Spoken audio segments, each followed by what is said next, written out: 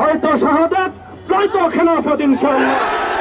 আল্লাহর জমিনে খেলাফত প্রতিষ্ঠার যে আওয়াজ আজ পৃথিবীর দিকে দিকে উচ্চারিত হচ্ছে, সে আওয়াজ বাংলার জমিনে খেলাফতের এই আন্দোলনকে চূড়ান্ত গন্তব্যে পৌঁছাবে ইনশাআল্লাহ। আমরা স্পষ্ট ভাষায় বলতে চাই, আমাদের উপর জুলুম করা হয়েছে,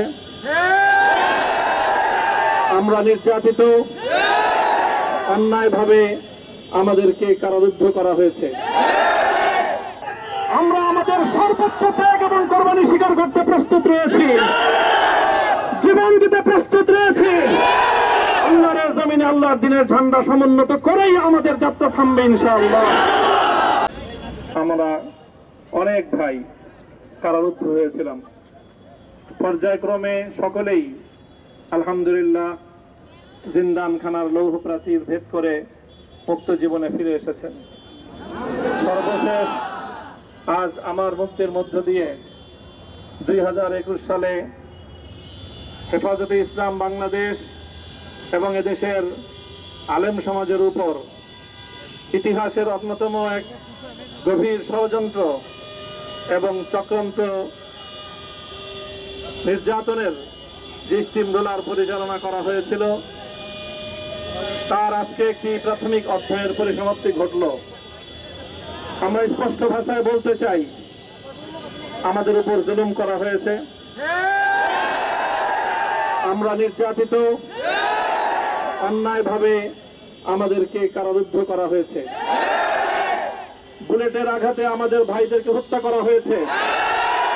আমরা যখন আমাদের সন্তানদের লাশ এবং তাদের রক্তমাখা বুলেট বিদ্ধ সেই মরদেহকে সামনে রেখে আমরা যখন আমাদের ন্যূনতম প্রতিবাদটুকু উচ্চারণ করতে গিয়েছি, তখন আমাদেরকে কারারুদ্ধ করা হয়েছে, আমাদেরকে নানাভাবে নিষ্পেষণ করা হয়েছে, আমাদেরকে জনগণ থেকে বিচ্ছিন্ন করার সব ধরনের অপচেষ্টা চালানো হয়েছে। আমি আজ এই মুহূর্তে আমার এই মুক্তি উপলক্ষে আমি বলতে চাই, আমাদের উপর জুলুম করা হয়েছে, এটাকে আমরা সহ্য করে নিলাম। আমাদের ভাইদেরকে হত্যা করা হয়েছে, সেটাও সহ্য করে নিলাম। আমরা আমার সন্তানের লাশ কাঁধে তুলে নিয়েছি, সেটাকেও আমি হাসি মুখে বরণ করে নিলাম। আমাদেরকে অপমান এবং লাঞ্ছনার সব ধরনের ষড়যন্ত্রের সম্মুখীন হতে হয়েছে।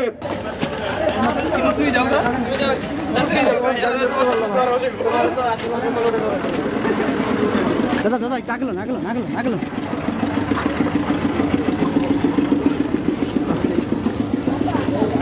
গাড়িটা মনে হয়